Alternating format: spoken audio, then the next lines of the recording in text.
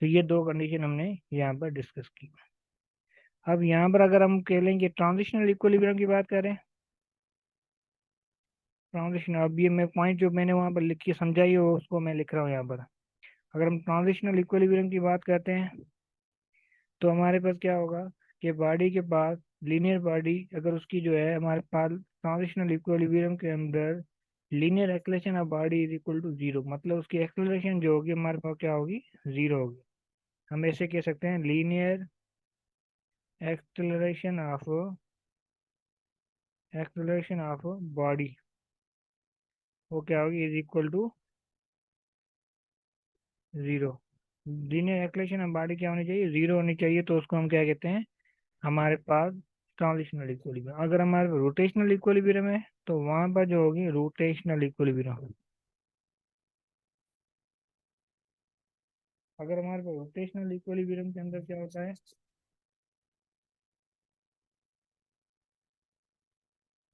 Rotational equilibrium के अंदर जो एंगुलर एक्सेलरेशन होगी वो हमारे पास क्या होगी, जीरो के बराबर। अगर एंगुलर एक्सेलरेशन हमारे पास angular acceleration of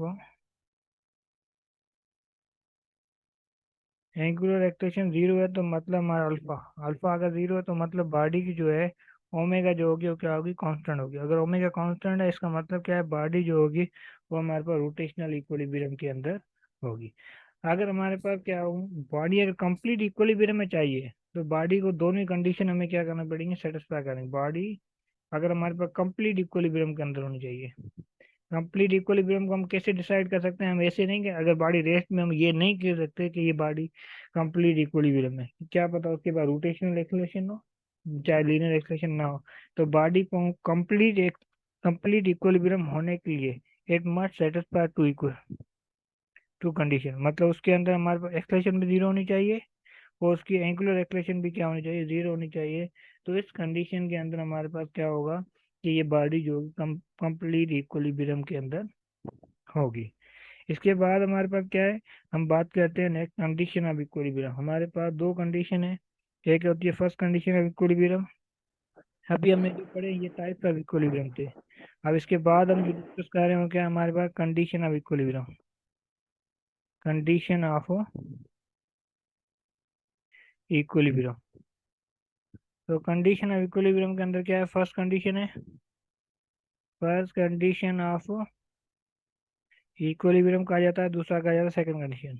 first condition of equilibrium में हमारे पास ये होता है कि sum of all force act on body is equal to zero, मतलब जो भी force, sum of all forces acting on body is equal to zero, मतलब जो भी फोर्सेस लग रही है बॉडी के ऊपर उनका नेट रिजल्ट हमारे पास क्या होना चाहिए, जीरो होना चाहिए।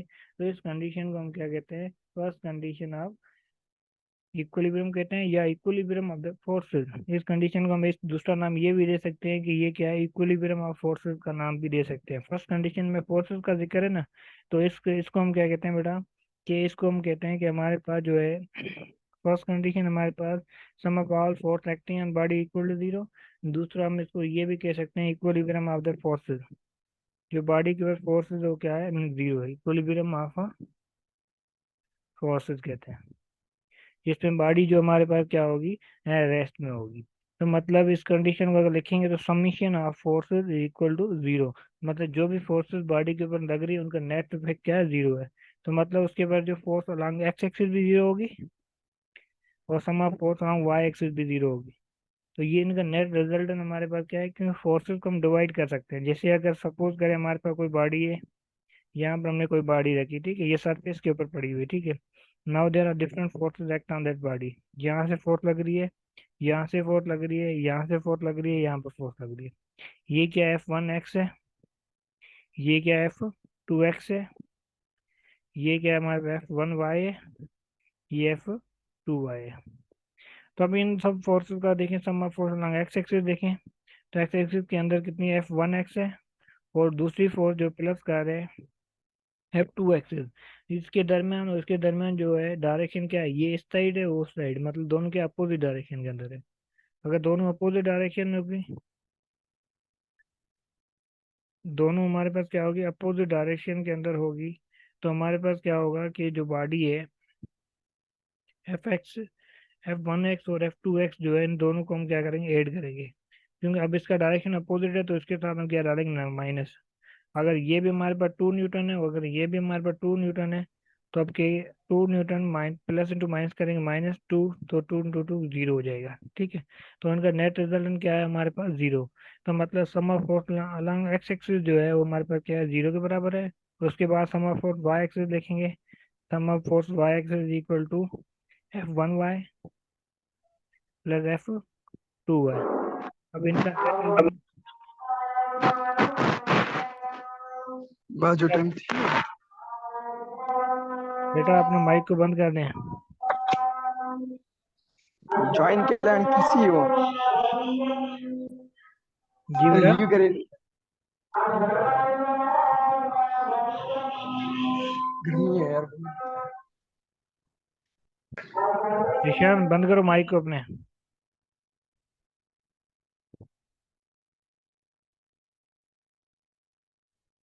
तो यहाँ पर हमारे पास क्या है, F2y is equal to F1y plus F2y। तो अब यहाँ पर आपके पास क्या है बेटा, कि F1y भी आपके पास 2 न्यूटन है और F2y भी 2 न्यूटन है, तो माइनस का 2 आएगा क्योंकि ये दोनों क्या अपोजिट डायरेक्शन में है। ये पॉजिटिव Fy है और इसका नेट रिजल्ट क्या आएगा, 0 आएगा। मतलब यहाँ से ये पता चला कि जो भी फोर्सेस हमारे पास एक्स एक्सिस लग रही है और वाई एक्सिस भी लग रही है, उनका नेट रिजल्ट हमारे पास क्या है, वो 0 है। तो इस तरह से हमारे पास जो है जो बॉडी होगी वो हमारे पास रेस्ट में होगी। सपोज करें जैसे अगर हमने एक बॉडी को, कोई बॉडी अगर कार है जैसे वो सरफेस पे मूव कर रही है, तो हमारे पास सपोज करें उस कार का जो है वो मूव कर रही है, पर उसकी जो इनिशियल मोशन जो मतलब जितनी फ्रैक्शनल फोर्स है, जितनी वो दोनों एक दूसरे को कैंसिल कर रही हैं, और नेट रिजल्ट क्या होगा, बॉडी जो फॉरवर्ड मूव कर रही है विथ यूनिफॉर्म वेलोसिटी। अगर बॉडी हमारे पास यूनिफॉर्म वेलोसिटी के साथ मूव कर रही है तो भी ये भी हमारे पास, क्योंकि अब बॉडी के ऊपर जो अप्लाइड फोर्स है और फ्रैक्शनल फोर्स दोनों एक दूसरे क्या कर रही है, कैंसिल कर रही है। अप्लाइड फोर्स ज्यादा होने की वजह से क्या है, हमारे पास जो बॉडी है वो यूनिफॉर्म मोशन के साथ क्या हो रही है, ट्रेवल कर रही है। अगर यूनिफॉर्म मोशन के साथ ट्रेवल कर रही है तो उसकी जो एक्सलेशन जो होगी वो भी हमारे पास 0 होगी। तो मतलब आपके पास जब फोर्स नेट रिजल्टेंट आपके पास क्या होना चाहिए, 0 होगा। तो उस कंडीशन को हम क्या कहते हैं, फर्स्ट कंडीशन ऑफ इक्विलिब्रियम। मतलब जब sum of force act on body equal to 0। जैसे हमने फ्रैक्शन वाले चैप्टर के अंदर हमने पढ़ा था कि जब किसी बॉडी को ऊपर से हम नीचे फेंक रहे होते हैं, अगर बॉडी को हम क्या कर रहे हैं, ऊपर से नीचे फेंक रहे होते हैं। जैसे अगर लिक्विड के अंदर ये बॉडी जा रही है तो ये हमारे पास एक वेलोसिटी होती है, लिक्विड के अंदर बॉडी इंटर होने के बाद ये क्या होती है, यूनिफॉर्म मोशन में आ जाती है। यूनिफॉर्म मोशन को हमने नाम दिया था टर्मिनल वेलोसिटी का। इसकी जो वेलोसिटी होगी वो हमारे पास क्या है, टर्मिनल वेलोसिटी। ये मैंने आपको पूरा उधर समझाया भी था, टर्मिनल वेलोसिटी किस तरह से होती है फ्रैक्शन के अंदर। टर्मिनल वेलोसिटी का कॉन्सेप्ट ये था मैक्सिमम होती है, maximum and constant velocity of object, maximum and constant velocity of object, velocity of object, maximum and constant velocity of object in falling in A fluid. जब fluid के अंदर किसी object को हम फॉल करते हैं वो कांस्टेंट में मैक्सिमम वेलोसिटी के साथ फॉल किया जा रहा है, तो उस वेलोसिटी को हम क्या कहते हैं, maximum and constant velocity of object falling in ए,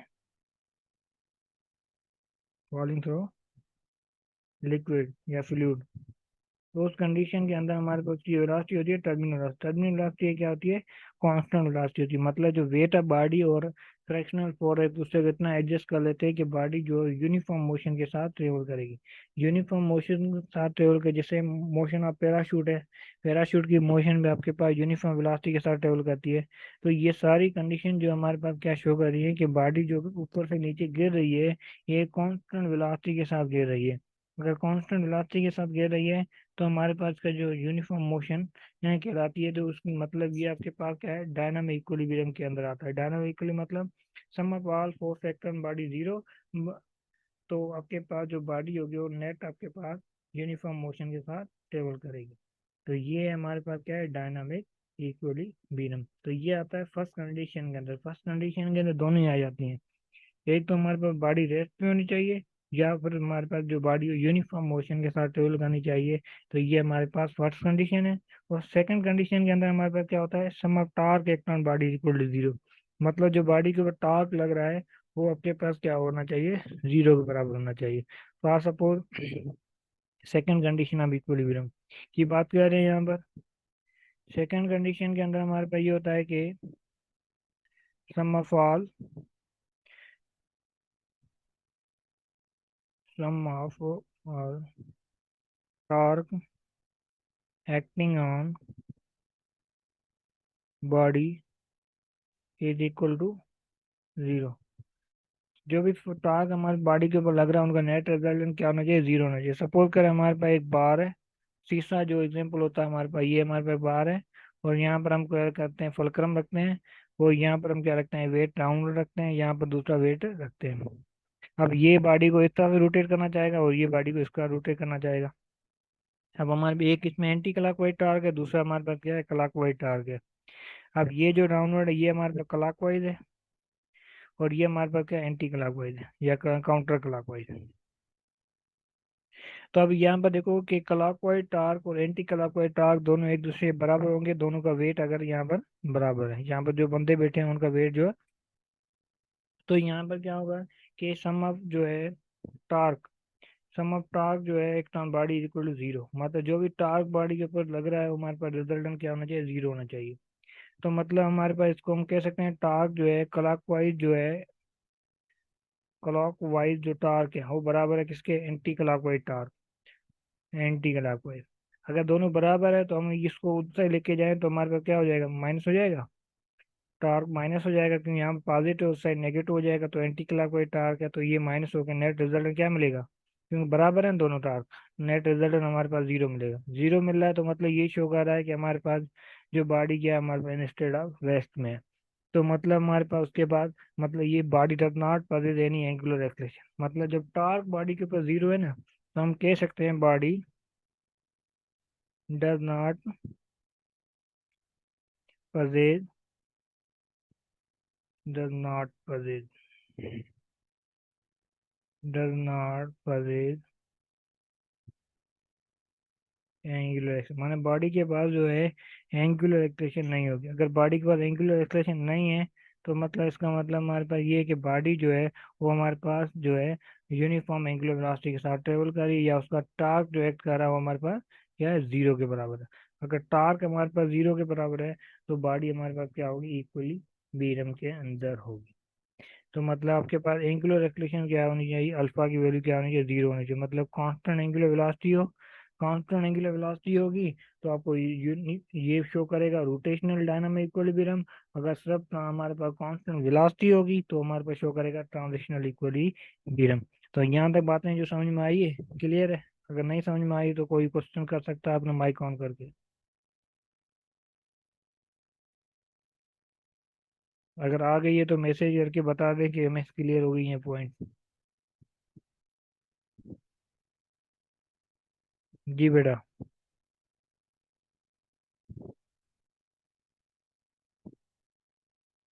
तुम्हें तो आपको कौन सी पॉइंट क्लियर नहीं दी, लास्ट वाली पॉइंट जो आप बोल रहे हैं तो माइक ऑन करके बता सकते हैं मुझे।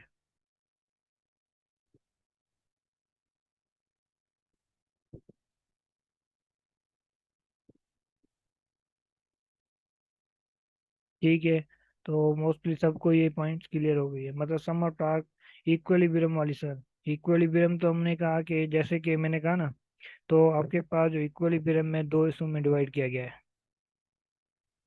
एक हमारे पास था इक्विलिब्रियम जो है स्टैटिक इक्विलिब्रियम था, स्टैटिक इक्विलिब्रियम। दूसरा हमारे पास डायनामिक इक्विलिब्रियम। ये हमारे दो टाइप थे, ठीक है। इक्विलिब्रियम का मतलब ये है कि sum of force act on body is equal to zero. अगर हमारे पास कोई बॉडी रेस्ट में है तो वो भी इक्विलिब्रियम में है, तो मतलब इसके पास जो वेलोसिटी क्या होगी, जीरो होगी, क्योंकि रेस्ट में है ना बॉडी, रेस्ट में तो हमारे पास जीरो होगी। अब डायनामिक इक्विलिब्रियम के अंदर जो बॉडी होगी वो किस में होगी, यूनिफॉर्म मोशन के अंदर होगी, यूनिफॉर्म मोशन। अगर यूनिफॉर्म मोशन में मतलब इसके पास जो वेलोसिटी है वो कौन सी वेलोसिटी है, यूनिफॉर्म वेलोसिटी है। स्टेडी इक्विलिब्रियम के अंदर जो वेलोसिटी थी वो क्या थी, जीरो के बराबर थी। पर डायनामिक इक्विलिब्रियम के अंदर जो बॉडी के ऊपर वेलोसिटी जो होगी वो यूनिफॉर्म वेलोसिटी होगी, मतलब बॉडी हरकत कर रही है पर वो यूनिफॉर्म वेलोसिटी के साथ कर रही है, उसमें कोई एक्सेलरेशन प्रोड्यूस नहीं हो रही है। इसमें वेलोसिटी जीरो तो एक्सेलरेशन वैसे ही जीरो होगी।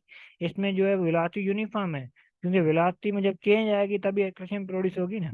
अब वेलोसिटी के अंदर कोई चेंज ही नहीं आ रही है तो एक्सेलरेशन वहां पर क्या होगी, जीरो होगी। तो इस कंडीशन को हम क्या कहते हैं, डायनामिक इक्विलिब्रियम। अब बात क्लियर हुई?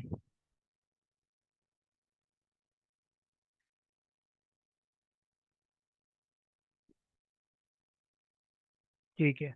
तो उसके बाद हम दो इसकी दो कंडीशन, हम टेंशन वाली इसकी कंडीशन पढ़ते हैं और उनकी कंडीशन को कैसे हम सोल्व करते हैं, किस तरह से हमारे पास न्यूमेरिकल आ सकते हैं उसके।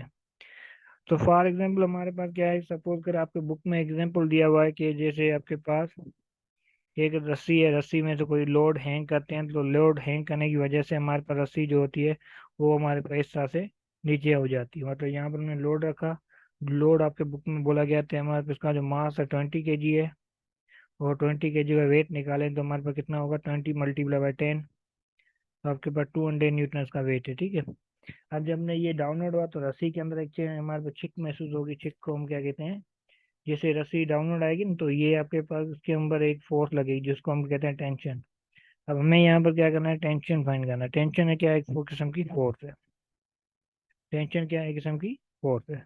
अब सवाल सपोज इसके अंदर जो टेंशन फाइंड करेंगे उसके लिए हमारे पास डिफरेंट कंडीशन है, ठीक है। पहले हम आते हैं, सपोज करें ये आपके लिए क्वेश्चन है, सपोज करें हमारे पास रेक्टेंगुलर ब्लॉक है, ये रेक्टेंगुलर ब्लॉक है, ठीक है। इस ब्लॉक को हम क्या कर रहे हैं, एक रस्सी के साथ इसको हैंग कर रहे हैं। एक रस्सी के साथ हमने इसको क्या किया, जब इसको रस्सी के साथ हमने इसको हैंग किया तो इसका जो है हमारे पास यहाँ से इसको हमने रस्सी के साथ हैंग किया, और यहाँ से इसको हमने क्या किया, रस्सी के साथ हैंग कर दिया ऊपर छत से। जब इसको हमने रस्सी के साथ हैंग किया, हैंग करने के बाद हमारे पास क्या हुआ बेटा, कि जो अब इसका जो वेट ऑफ बॉडी कहाँ है, डाउनवर्ड है। अब हैंग करने के बाद दो रस्सी के साथ इसको हैंग किया। अब बताएं दोनों रस्सी के अंदर जो इस रस्सी के अंदर टेंशन T1 है, तो इस रस्सी के अंदर टेंशन क्या है, T2 है। अब बताएं यहाँ पर T1 T2 के बराबर होगा या कम होगा या ज्यादा होगा। टेंशन जो है वो हमारे पास क्या है, कितना होगा। जी बेटा, वैसे ही करके बता सकते हैं, इसका टेंशन T होगा, इसके वेट के हाफ के बराबर होगा, वेट के ज्यादा होगा, कितना होगा, एक रस्सी के अंदर टेंशन कितना है। अब यहाँ पर मैं एमसी को लिख देता हूँ कि हमारे पास एंगल पे डिपेंड करता है। तो एंगल पे तो डिपेंड करता है, तो यहाँ पर टेंशन कितना होगा एक रस्सी के अंदर, क्या हम ये कह सकते हैं जो है T1 जो है T2 के बराबर होगा। अगर बराबर है तो कितना होगा, क्योंकि यहाँ पर जो हमने हैंग किया है, तो इसकी जो एंगल है सरफेस के साथ, जैसे इसको हैंग किया है, ये आपके सरफेस है, सरफेस के साथ इसकी एंगल है 90। इसके ऊपर कोई फोर्सेस हमारे एक्स एक्सिस के ऊपर कोई फोर्स है नहीं है। जो भी फोर्सेस लग रही है, एक हमारा वेट ऑफ बॉडी है जो डाउनवर्ड है, मतलब, और टेंशन कहाँ है, अपवर्ड है। तो मतलब इसके ऊपर कोई एक्स एक्सिस के ऊपर कोई फोर्स नहीं लग रही है। जब एक्स एक्सिस के अंदर फोर्स नहीं लग रही है तो हम कह सकते हैं sum of force along X axis equal to zero. ये बात सबको समझ में आई है कि जो फोर्सेस हमारे एक्स एक्सिस के ऊपर लग रही थी उनका नेट रिजल्टेंट क्या मिला, हमारे पास जीरो मिला। अगर ये कंडीशन समझ में आए, क्योंकि एक्स एक्सिस के ऊपर कोई फोर्स नहीं लग रही है तो उसका सम ऑफ फोर्स जो एक्स एक्सिस के ऊपर जीरो है। अब हमारे पास sum of force Y axis देखना है, तो वाई एक्सिस के ऊपर हमारे पास डिफरेंट फोर्सेस लग रही हैं। अब वाई एक्सिस के ऊपर डिफरेंट फोर्सेस लग रही हैं, दो टेंशन है, दोनों कहाँ है, अपवर्ड है। क्योंकि रस्सी जो बॉडी बिल्कुल हैंग है और ये बिल्कुल स्ट्रेट में पड़ी हुई है, तो दोनों के ऊपर जो टेंशन होगा ना वो इस कंडीशन के अंदर टी होगा और प्लस टी होगा। और ये बराबर है किसके बराबर, टेंशन बराबर वेट के, जितना इसका वेट होगा, मतलब T1 प्लस T2 जो है वो किसके बराबर है, वेट के बराबर है। अब यहाँ पर ये याद रखें T1 T2 के बराबर तो है, पर ये हम इसको कंप्लीटली कंसीडर करते हैं टी के बराबर। तो अगर टी के बराबर कंसीडर करेंगे तो यहाँ पर क्या हो जाएगा, T plus T is equal to W. क्योंकि ये बिल्कुल आपके पास 90 डिग्री पे है, मतलब 180 डिग्री पे बिल्कुल हैंग है, क्योंकि वेट ऑफ बॉडी डाउनवर्ड है, टेंशन कहाँ है, अपवर्ड है। अब हमारे पास टेंशन जो बराबर हो गया किसके, वेट के। अगर इसको हम सम ऑफ फोर्सेस में देखेंगे तो ये ऐसे बनेगा, एक हमारे पास टी है दूसरा टी है, ये दोनों अपवर्ड है, वेट का डाउनवर्ड है, इज इक्वल टू 0। तो हम वेट को उस साइड लेके जाएंगे तो क्या होगा, T plus T is equal to minus, यहाँ पे माइनस उसका प्लस हो जाएगा। इस तरह से मैंने किया है, क्योंकि हमने किया है sum of force along Y axis. Y axis के ऊपर तीन फोर्सेस थी, दो टेंशन थे अपवर्ड और तीसरा था वेट, वेट था डाउनवर्ड। इसी वजह से हमने यहाँ पर क्या डाला, नेगेटिव। तो अब ये होगा T two is equal to W. अब यहाँ पर क्या है, टी इज इक्वल क्या होगा, डब्ल्यू अपॉन टू। तो टेंशन जो होगा हाफ ऑफ वेट होगा, माने टी वन हमारे पास क्या है, वो भी हाफ ऑफ वेट होगा, और टी टू भी जो है हमारे पास क्या होगा, वो भी हाफ ऑफ, मतलब दोनों के अंदर टेंशन क्या बराबर है, और वो क्या होगा, हाफ ऑफ में डिस्ट्रीब्यूट हो जाएगा। यहाँ तो बात समझ में आई। जी बेटा। तो ये सिंपल सॉल्यूशन है आपको सॉल्व करने का। दूसरों को समझ में आई ये बात, क्योंकि हम सम ऑफ फोर्स इक्विलिब्रियम की बात कर रहे थे। इक्विलिब्रियम के अंदर क्या होगा, जो सम ऑफ जो भी फोर्सेस एक्ट कर रही हैं उनका नेट रिजल्ट हमारे पास क्या होना चाहिए, 0 के बराबर होना चाहिए। वो हमारे पास, तो उसके बाद हमारे पास क्या है बेटा, कि ये हमारे पास सम ऑफ जो टेंशन है वो क्या है, बॉडी के ऊपर 0 है।